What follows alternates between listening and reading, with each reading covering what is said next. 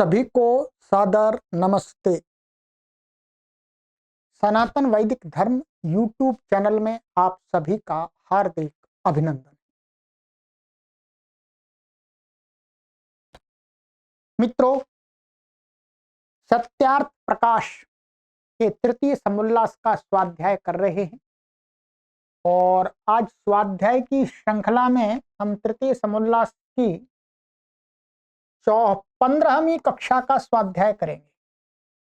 ठीक है, 14 कक्षाएं हमने अभी इसकी कर ली हैं, प्लेलिस्ट में कॉलम बना दिया गया है आपके लिए। तो आज 15वीं कक्षा है और तृतीय समुल्लास हमारा चल रहा है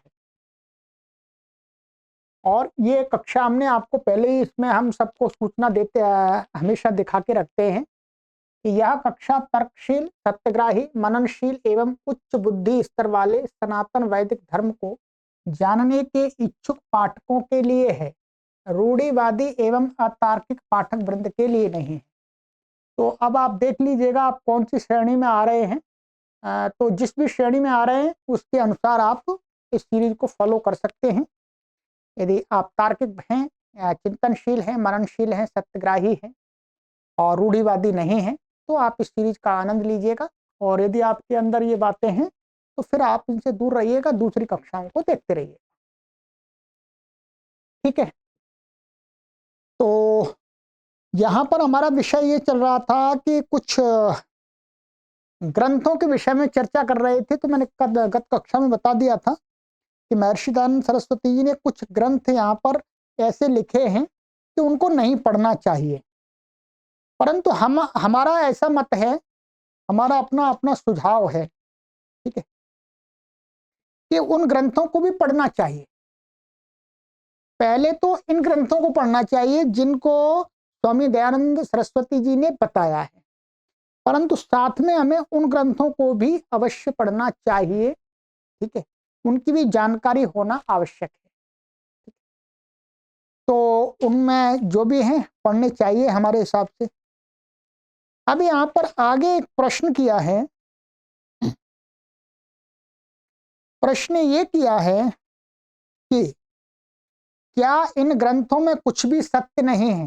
जो ग्रंथ उन्होंने बताए थे कि जैसे ये बताया था, उनको उन्होंने ग्रंथ जाल कहा कि व्याकरण में कातंत्र है, सारस्वत है, चंद्रिका, मुग्ध, बोध, कौमुदी, शेखर, मनोरमा आदि ग्रंथ हैं।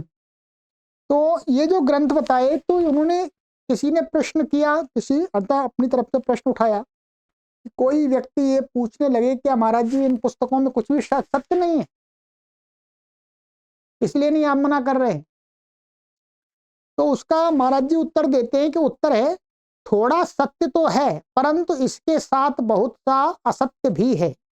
इससे विष संपृक्तान्नवत त्याज्याः, जैसे अत्युत्तम अन्न विष से युक्त होने से छोड़ने योग्य होता है, वैसे ही ये ग्रंथ है।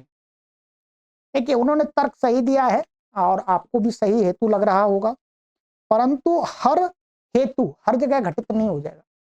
महाराज जी कह रहे हैं कि भाई इनमें थोड़ी सी तो ठीक बातें हैं इन ग्रंथों में, परंतु इसमें असत्य अधिक भरा हुआ है। यहाँ असत्य से वास्तव में ये कहना चाह रहे हैं कि इनमें जो प्रक्रिया बताई है वो काफी जटिल है, कठिन है।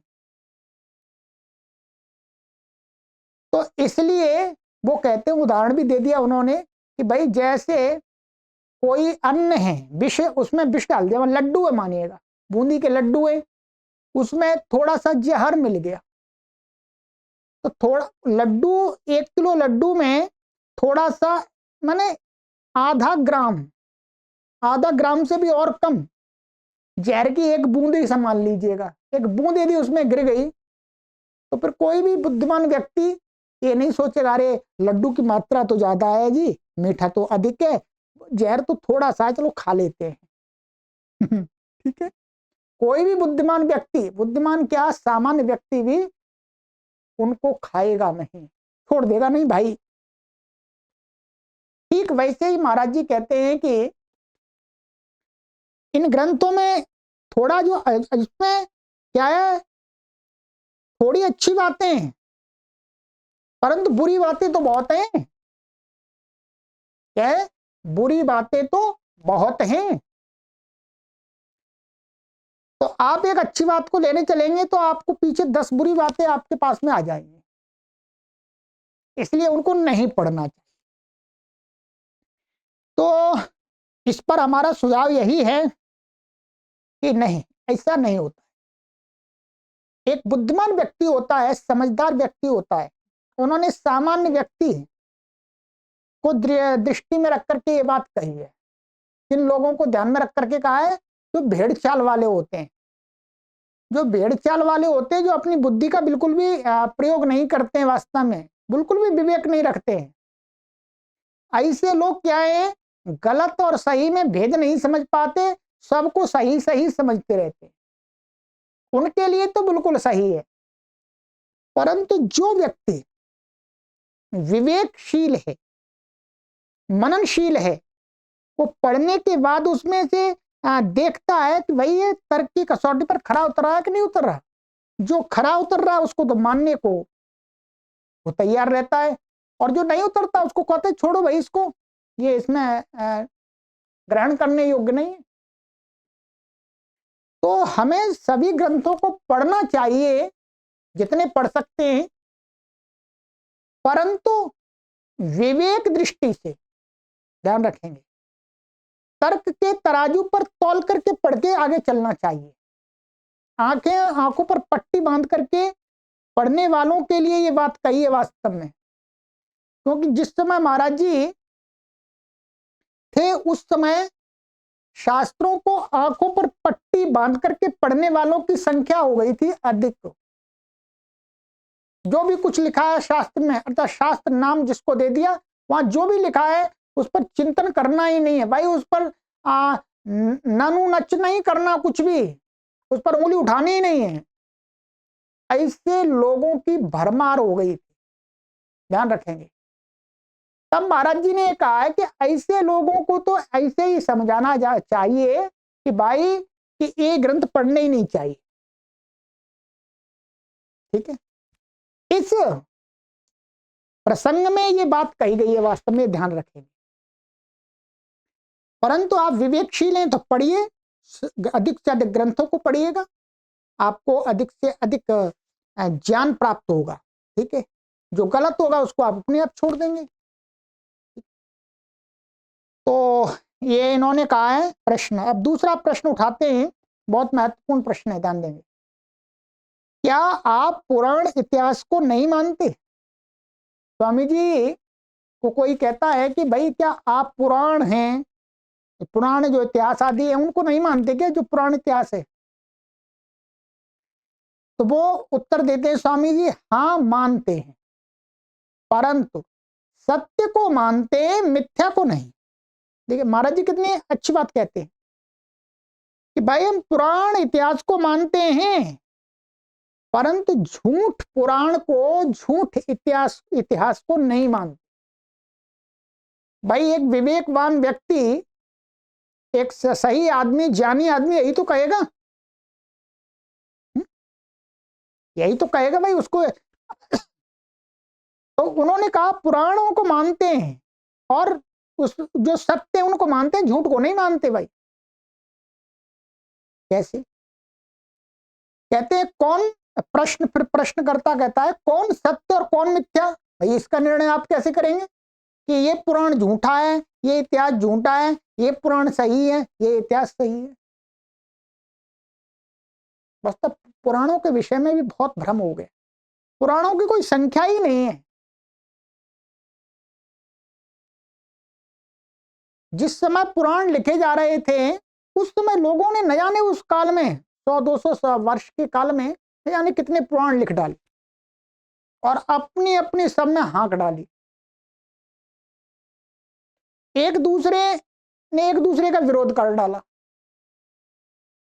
उसी बात के प्रसंग में कह रहे हैं, कहते हैं कि कौन सत्य और कौन मिथ्या है, इसके बारे में कैसे निर्णय करेंगे? स्वामी जी उत्तर देते हैं। स्वामी जी कहते हैं कि ब्राह्मणानि इतिहासान पुराणान कल्पान गाथान नारा शंसीरिति।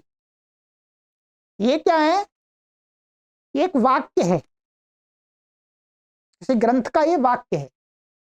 तो कहते हैं यह गृह सूत्र आदि का वचन है।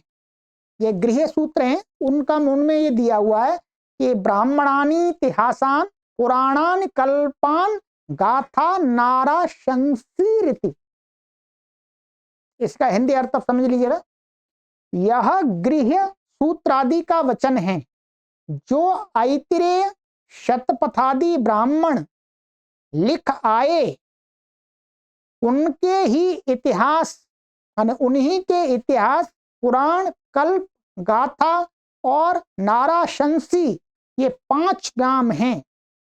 श्रीमद् भागवतादि का नाम पुराण नहीं है। देखिए, इसमें महर्षि दयानंद सरस्वती जी का मानना यह है कि आपके जो श्रीमद् भागवत आदि पुराण हैं, गरुड़ पुराण है, ब्रह्म पुराण है, ठीक है, ये पुराण वास्तव में पुराण नहीं है। जो ऐतरेय ब्राह्मण है, शतपथादि जो ब्राह्मण है, उन्हीं का नाम, उन्हीं को इतिहास बताया है, उन्हीं को पुराण बताया है, उन्हीं को कल्प बताया है, उन्हीं को गाथा और नाराशंसी, उनके 5 नाम बताए हैं। गृह आदि जो सूत्र हैं, सूत्र ग्रंथ हैं, उसमें अब उन्होंने अपना हेतु दिया है, भाई महाराज जी ने अपना हेतु दिया है उसमें, और उन्होंने साफ मना कर दिया कि श्रीमद् भागवत आदि का नाम पुराण नहीं है। माने महर्षि दयानंद सरस्वती जी जो वर्तमान में प्रचलित जो पुराणादि ग्रंथ हैं, उनको पुराण नहीं स्वीकार करते, ठीक है। वो कहते हैं कि वो ब्राह्मण आदि जो ग्रंथ हैं, उनका नाम वास्तव में पुराण है, और उनके लिए उन्होंने ये प्रमाण भी दिया है, ठीक है। तो ये ध्यान रखेंगे, महर्षि दयानंद सरस्वती जी पुराणों को अधिक बिल्कुल भी महत्व तो नहीं देते हैं, और उनको पुराण नाम से भी नहीं उनको स्वीकार करते हैं।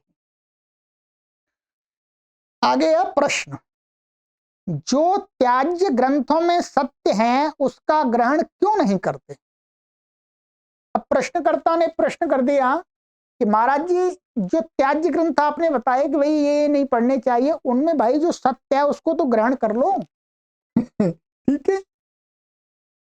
उत्तर कहते हैं, जो जो उनमें सत्य है सो वेदादि सत्य शास्त्रों का है, और मिथ्या उनके घर का है। किनके घर का? लिखने वाले। जो भी जिस पुराण के लेखक हैं, उस पुराण के घर का, अर्थात उनके अपने मन का है। और जो जो उसमें सत्य है वो उसको कहते हैं वेदादि का है। वो तो वेद उपनिषद आदि जो ग्रंथ हैं उनमें से ले लिया, और उसमें जो झूठी बातें रख दी वो उन्होंने अपनी मनमर्जी से डाल दी। वेदादि सत्य शास्त्रों के स्वीकार में सबका ग्रहण हो जाता है। अब भाई वेदादि हमने पढ़ ही लिए तो जो पुराण आदि ग्रंथों में जो कुछ थोड़ा मोड़ा सत्य है उसका तो ज्ञान हो ही गया। अब उस झूठ के लिए उसको फिर दोबारा क्या पढ़ना। जो कोई इन मिथ्या ग्रंथों से सत्य का ग्रहण करना चाहे तो मिथ्या भी उसके गले लिपट जावे। इसलिए असत्य मिश्रम सत्यम दूरतस्त्याज्यमिति असत्य से युक्त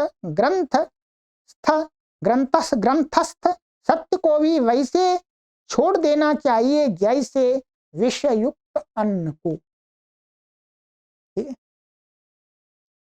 तो जैसे ही विषयुक्त अन्न वो बताया था, अभी उदाहरण दिया था, तो महाराज जी का तो कहना यही है, परंतु ये बात उन्हीं के लिए कही गई है जो आंखों पर पट्टी बांध करके भीड़ चाल चलने वाले लोग हैं उनके, ठीक है। क्योंकि वो जिस प्रकार से उसमें सत्य को ग्रहण करेंगे, उसी प्रकार से वो झूठ को भी ग्रहण कर लेंगे, असत्य को भी ग्रहण कर लेंगे, उनको भेद ही नहीं मालूम पड़े, ठीक। परंतु विचारवान विवेकशील व्यक्ति को पढ़ लेने में कोई हानि नहीं है, ठीक। आइएगा अब महाराज जी प्रश्न कहते हैं कि तुम्हारा मत क्या है। तो मैंने मानिए स्वामी जी से कोई प्रश्न कर रहा है कि आपका मत क्या है भाई, आप मानते क्या हो। वो कहते हैं, स्वामी जी उत्तर देते हैं, उत्तर है वेद अर्थात जो जो वेद में करने और छोड़ने की शिक्षा की है, ध्यान देंगे, उसका हम यथावत करना छोड़ना मानते हैं। इस जिसलिए वेद हमको मान्य है, इसलिए हमारा मत वेद है, ऐसा ही मानकर सब मनुष्यों को, विशेष आर्यों को एक मत होकर के रहना चाहिए। इसमें क्या कहा स्वामी जी ने, वैसे बात तो बिल्कुल सही कही है, देखिएगा कि भाई वेद के अंदर जो जो कर्तव्य कर्म है, करने योग्य कर्म है, और जो जो छोड़ने योग्य कर्म है, त्याज्य कर्म है, तो करने योग्य कर्मों को तो ग्रहण करना और छोड़ने योग्य कर्मों को छोड़ना, ये हमारा मत है, यही वेद का मत है। ठीक है, और इसलिए हम ये कहेंगे कि स्वामी जी कह रहे हैं कि हम ये कहेंगे कि जो वेद का मत है वही हमारा मत है, और इसलिए वेद को सभी आर्य लोग मानते हैं। आर्य का मतलब सनातनी लोग, सनातनी लोग। तो सभी सनातनी लोग यदि वेद को मानते हैं तो फिर वेद की बातों, वेद में जो बातें ग्रहण करने योग्य हैं उनको ग्रहण करना चाहिए, और जो छोड़ने योग्य उनको छोड़ना चाहिए। तो इसलिए सभी लोग एक मत होकर के वेद की बातों को ग्रहण करें, बस हमारा तो यही मत है कि स्वामी जी कह रहे हैं। ठीक है, तो बात ठीक है वैसे, बाकी पर अब वेद के अंदर हमको देखना पड़ेगा क्या क्या छोड़ने योग्य है, क्या क्या करने योग्य है, वेद को भी तो पढ़ना पड़ेगा। केवल ऐसे स्वामी जी ने कह दिया है, चलो स्वामी जी को तो पता था भाई वेद में ये बातें, परंतु आपको या हमें जानने के लिए वेद को पढ़ना पड़ेगा, पहले वेद को पढ़ना तो पड़ेगा। बिना वेद को पढ़े हुए फिर हम केवल ये रटा रटाया वाक्य यदि बोलेंगे तो काम नहीं चलेगा, ध्यान रखेंगे। ठीक है, तो स्वामी जी यही कहते हैं कि हमारा मत तो वेद मत है, और हम सभी का मत वेद मत ही होना चाहिए। वेद के अंदर जो जो करने योग्य बातें कर्म बताए उनको करना चाहिए, स्वीकार करना चाहिए, जो जो छोड़ने योग्य बातें उनको छोड़ना चाहिए। ठीक है, और उसको जानने के लिए हमें वेद पढ़ना चाहिए अथवा वैदिक विद्वानों से सुनना चाहिए। ठीक है, अब हर व्यक्ति पढ़ भी नहीं सकता, क्योंकि पढ़ने के लिए फिर उसको संस्कृत पढ़नी पड़ेगी, तो काफी कठिन बात हो जाती है। तो इसलिए जानने के लिए एक रास्ता यही है सही, कि जो वेदों के प्रामाणिक विद्वान लोग हैं उनसे वेदों के उपदेश सुन करके जानना चाहिए, वेदों में क्या बताया है, क्या करना चाहिए, क्या नहीं करना। ठीक है, चलिएगा, एक तो ये प्रश्न हो गया। प्रश्न, जैसा सत्य और दूसरे ग्रंथों का परस्पर विरोध है, वैसे अन्य शास्त्रों में भी है। जैसा सृष्टि विषय में 6 शास्त्रों का विरोध है, मीमांसा कर्म, वैशेषिक काल, न्याय परमाणु, योग पुरुषार्थ, सांख्य प्रकृति और वेदांत ब्रह्म से सृष्टि की उत्पत्ति मानता है, क्या यह विरोध नहीं। अब प्रश्नकर्ता ने प्रश्न कर दिया कि महाराज जी कि जैसे सत्य और असत्य और दूसरे ग्रंथों का, ठीक है, और दूसरे ग्रंथ बताते हैं, ये जैसे ये दर्शन ले लिया उन्होंने, षड दर्शन ले लिया, षड दर्शन ले लिया, तो उसमें न्याय, वैशेषिक, योग, सांख्य और मीमांसा और वेदांत। प्रश्नकर्ता का प्रश्न है कि इनमें 6 में विरोध है। कैसे विरोध है? विरोध ऐसे है कि जो मीमांसा है वो तो कहता है कर्म से सृष्टि की उत्पत्ति होती है, और वैशेषिक दर्शन कहता है काल से सृष्टि होती है, और न्याय कहता है परमाणुओं से सृष्टि होती है, योग कहता है पुरुषार्थ से होती है, और सांख्य कहता है कि प्रकृति अर्थात सत्व तमस से होती है, और वेदांत कहता है कि ब्रह्म से होती है। तो ये तो आपस में विरोध नहीं तो क्या है? ये प्रश्नकर्ता का प्रश्न। अब इसके विषय में स्वामी जी का उत्तर भी मैं आपको बता देता हूं, ठीक है? ठीक। स्वामी जी कहते हैं प्रथम तो बिना सांख्य और वेदांत के दूसरे 4 शास्त्रों में सृष्टि की उत्पत्ति प्रसिद्धि नहीं लिखी, और इन में विरोध नहीं, क्योंकि तुमको विरोधाभास का ज्ञान नहीं है। मैं तुमसे पूछता हूं कि विरोध किस स्थल में होता है, क्या एक विषय में अथवा भिन्न भिन्न विषयों में? यह स्वामी जी का उत्तर है। स्वामी जी कहते हैं प्रथम तो पहले तो ये बात तुमने सबसे पहले गलत कही है कि 6 दर्शनों में सृष्टि की उत्पत्ति की प्रक्रिया बताइए। स्वामी जी कहते हैं कि सांख्य और वेदांत इन 2 में ही सृष्टि की प्रक्रिया बताइए, माने सृष्टि की उत्पत्ति बताई है। इनके अतिरिक्त जो 4 हैं उसमें सृष्टि की उत्पत्ति की प्रसिद्धि नहीं बताई है कि सृष्टि किस प्रकार से बनती है, ठीक है? और दूसरा इनमें विरोध, आपने कहा विरोध, वो विरोध नहीं है, क्योंकि तुम जो विरोध समझ रहे हो विरोधाभास, ठीक है? विरोधाभास का माने किन किन माने विरोध कब होता है, किन किन का आपस में विरोध होता है, किस स्थिति में विरोध होता है, इसका आपको ठीक से ज्ञान नहीं है। इसको प्रश्न करता, ठीक है? तो अब वो कहते हैं स्वामी जी प्रश्न कर रहे हैं अपनी तरफ से, उसी में उत्तर में क्या मैं तुमसे पूछता हूं कि विरोध किस स्थल में होता है, भाई कहां किस प्रसंग में विरोध होता है, क्या एक विषय में अथवा भिन्न भिन्न विषयों में? क्या एक विषय में भी परस्पर विरोध हो जाता है अथवा भिन्न भिन्न विषय होते हैं उनमें भी आपस में विरोध हो जाता है? उत्तर कहते हैं, वो प्रश्नकर्ता उत्तर देता है, एक विषय में अनेकों का परस्पर विरुद्ध कथन हो तो उसको विरोध कहते हैं। यहां भी सृष्टि एक ही विषय। प्रश्नकर्ता कहता है कि बताता हूं मैं विरोध कहां होता है। एक विषय में अनेकों का परस्पर विरोध हो, माने कोई एक हम चीज ले रहे हैं, वस्तु ले रहे हैं और उसके विषय में बता रहे हैं, माने एक व्यक्ति कुछ बता रहा है, एक व्यक्ति कुछ बता रहा है, दोनों की बातें विपरीत हैं उसके विषय में,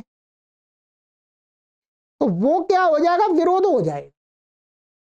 जैसे मानिएगा कोई कहे ये पेन काला है, कोई कहे ये पेन नीला है, कोई कहे ये पेन हरा है, कोई कहे ये लाल है, कोई कहे सफेद है, कोई कहे बैंगनी है, कोई कहे पीला है। तो पेन एक है, इसके विषय में भिन्न भिन्न बताया, और ये क्या है, एक दूसरे के विरोधी है।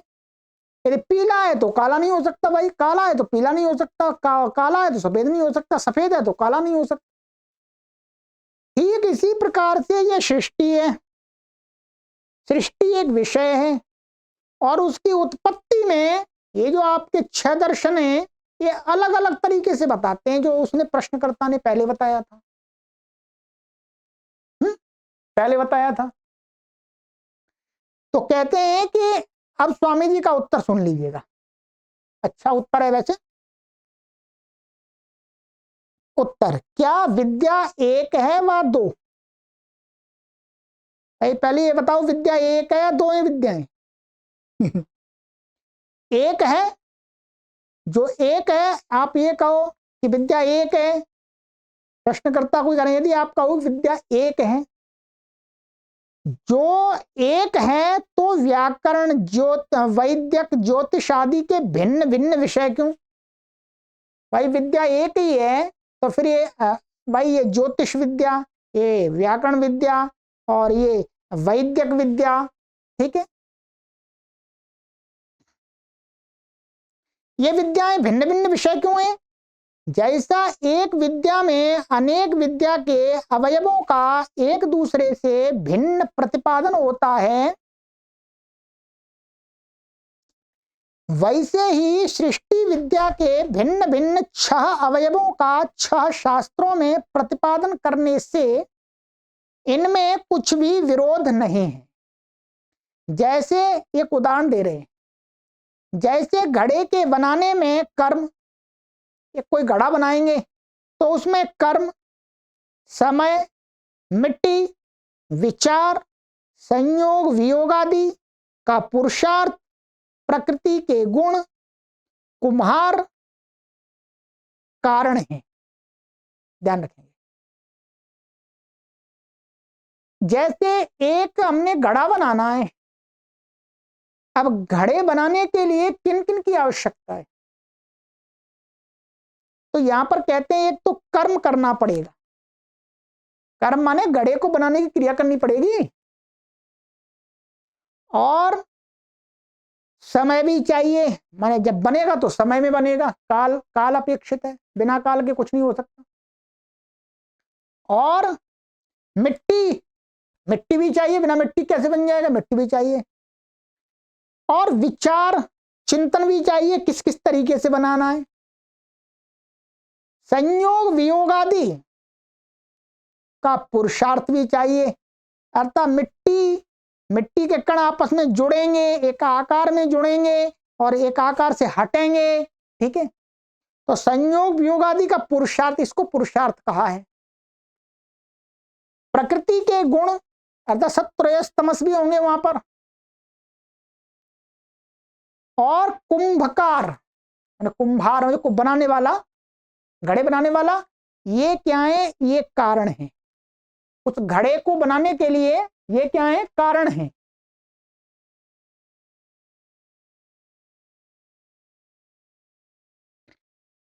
तो ये कुंभकार आदि इसमें 6 कारण हैं, ठीक है।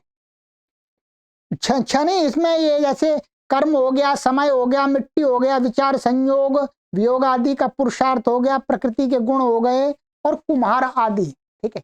ये कारण है एक घड़े को बनाने के लिए। अब कहते हैं वैसे ही सृष्टि का जो कर्म कारण है उसकी व्याख्या मीमांसा दर्शन में, समय की व्याख्या वैशेषिक में, उपादान कारण की व्याख्या न्याय में, पुरुषार्थ की व्याख्या योग दर्शन में है, तत्वों के अनुक्रम से परिगणन की व्याख्या सांख्य में, और निमित्त कारण जो परमेश्वर है उसकी व्याख्या वेदांत शास्त्र में है। इससे कुछ भी विरोध नहीं। जैसे वैदिक शास्त्र में निदान, चिकित्सा, औषधि दान और पथ्य के प्रकरण भिन्न भिन्न कथित हैं, परंतु सबका सिद्धांत रोग की निवृत्ति है, वैसे ही सृष्टि के 6 कारण हैं। इनमें से एक एक कारण की व्याख्या एक एक शास्त्रकार ने की है, इसलिए इसमें कुछ भी विरोध नहीं। इसकी विशेष व्याख्या सृष्टि प्रकरण में कहेंगे। देखिए, ये स्वामी जी ने एक अपना नया ही एक मतलब उसमें विचार दिया। स्वामी जी से पहले क्या हो रहा था, न्याय वाले कहते, न्याय वाले और वैशेषिक वाले योग और सांख्य के विरोधी माने जाते थे। सांख्य और योग के, न्याय के और वैशेषिक के विरोधी माने जाते थे। मीमांसा दर्शन सबका विरोधी माना जाता था। वेदांत अलग ही अपनी बताता था। इस प्रकार से लोग कहते थे कि ये जो 6 शास्त्र हैं, दर्शन हैं, ये एक दूसरे का इसमें कोई सामंजस्य नहीं है, ये सब अलग अलग तरीके से बताते हैं। परंतु स्वामी जी ने अपनी प्रखर मेधा से ये बताया कि भाई इन 6 दर्शनों में सृष्टि के विषय की बात की गई है, परंतु उनमें से सृष्टि, किसी ने कर्म की बात करी, किसी ने समय की बात की, किसी ने प्रकृति के गुणों की बात की, किसी ने पुरुषार्थ की बात की, किसी ने जो उसका उपादान कारण है उसकी बात की, पृथ्वी सृष्टि का, और किसी ने जो निमित्त कारण परमात्मा है उसकी बात की है। तो स्वामी जी का मत ये है कि इन 6 दर्शनों में परस्पर सृष्टि के विषय में कोई विरोध नहीं है। ये 6 दर्शन अपने तरीके से उस सृष्टि को की उत्पत्ति की प्रक्रिया को मिलकर के बताने में समर्थ होते हैं। ठीक है, ये स्वामी जी का अपना मत है, परंतु आज भी आपको ऐसे विद्वान मिल जाएंगे कि वो इस मत से सहमत नहीं होंगे। ठीक है, अब यदि आपको पूरा ही परखना है फिर तो आपको ये 6 दर्शन पूरे पढ़ने पड़ेंगे संस्कृत के माध्यम से। ठीक है, तो पढ़ना चाहिए, परंतु स्वामी जी का जो मत था वो मैंने बता दिया आपको। स्वामी जी 6 दर्शनों में कोई विरोध नहीं मानते हैं, वो एक दूसरे का पूरक मानते हैं, और दूसरे लोग एक दूसरे का विरोधी मानते हैं। ठीक है, तो चलिएगा, स्वामी जी का मत तो ये हो गया। अब इस कक्षा को यहीं विराम देंगे। ठीक है, आगे आगे इसी अभी यही प्रकरण चल रहा है हमारा, बहुत महत्वपूर्ण है, आगे बताएंगे। चलिएगा, तो आज हमने एक तो ये कुछ प्रश्न थे। एक तो स्वामी जी ये मानते हैं कि जो त्याज्य ग्रंथ है उनको बिल्कुल भी नहीं पढ़ना चाहिए, क्योंकि वो विष से मिले हुए अच्छे अन्न के समान है। अच्छे अन्न में विष मिला हुआ है। ठीक है, और पुराण आदि जो ग्रंथ वर्तमान में जिनको हम पुराण कहते हैं उनको स्वामी दयानंद सरस्वती जी पुराण नहीं स्वीकार करते हैं। पुराण नाम, इतिहास नाम किसका बताते हैं? जो ब्राह्मण ग्रंथ हैं, ऐत्रेय आदि, शतपथ आदि ब्राह्मण ग्रंथ है, उनको पुराण संज्ञा है, उनका नाम पुराण है, तो उनको कहते हैं, और उन्होंने प्रमाण भी दिया है। ठीक है, और उन्होंने, स्वामी जी ने स्पष्ट कर दिया है कि जो मेरा मत माने जो मेरा मत है वो वेद का मत है, वही मेरा मत है, मेरा कोई अलग से मत नहीं है। ठीक है, ये ध्यान रखेंगे। और ये बता ही दिया कि जो 6 दर्शन है उनमें आपस में कोई विरोध नहीं है। ये क्लियर हो गया हमारा। चलिएगा, अब आगे की कक्षा में मिलेंगे। आपको लगता है इन कक्षाओं से लोगों को लाभ अवश्य होगा। लोगों को तो बहुत सारी बातें ही नहीं पता। ठीक है, तो जितना हम यहाँ पढ़ाते हैं, ठीक है, हम यहाँ पर पढ़ा रहे थे, उसको यहाँ पर अक्षर था, तो उसमें कोई हमें लाभ नहीं लगा। इसलिए आपको पुस्तक चाहिए तो पुस्तक आप अपने आसपास के किसी शॉप से ले लीजिएगा, अथवा आपके शहर में या किसी पास के शहर में आर्य समाज मंदिर हो, वहां पर आपको आराम से आसानी से पुस्तक मिल जाएगी, कम मूल्य में मिल जाएगी। और हो सकता है अनेक आर्य समाज जो हैं वो इसको निःशुल्क भी बांटती हैं, तो वहां से जाकर के आप पता कर लीजिएगा। बाकी यदि आपको हमारे यहाँ से चाहिए तो फिर वेबसाइट से ऑर्डर करना पड़ता है, तो उसके पैसे देने पड़ते हैं। ठीक है, तो आप अपने आसपास ही देख लीजिएगा पहले। चलिएगा, अधिक से अधिक लोगों तक शेयर कीजिएगा। हम एक शिक्षक हैं, और शिक्षक का काम होता है कि जो शास्त्र हो तो उनको पढ़ाए। ठीक है, उन शास्त्रों के लेखक का जो मत है उसके अनुसार बताए, और जहां लगे वहां अपना सुझाव भी दे। ठीक है, मैं तो एक टीचर हूँ, आपको समझा रहा हूँ। ठीक है, समझा रहा हूँ, मैं किसी का कोई खंडन मंडन नहीं कर रहा, मैं तो इस ग्रंथ को समझा रहा हूँ। मैं कल को स्वामी आदि गुरु शंकराचार्य जी के ग्रंथ भी पढ़ाएंगे, उनको भी समझाएंगे आपको। ठीक है, और भी अनेक ग्रंथ हैं, उनको भी पढ़ाएंगे। ठीक है, तो हम हैं शिक्षक। तो शिक्षक का काम यही होता है कि जो ग्रंथ हैं उनको लोगों को समझाए, और अपना जहां पर सुझाव उचित समझे वहां सुझाव भी दे। हम आपको सुझाव भी देते जा रहे हैं। चलिए, सभी को सादर नमस्ते।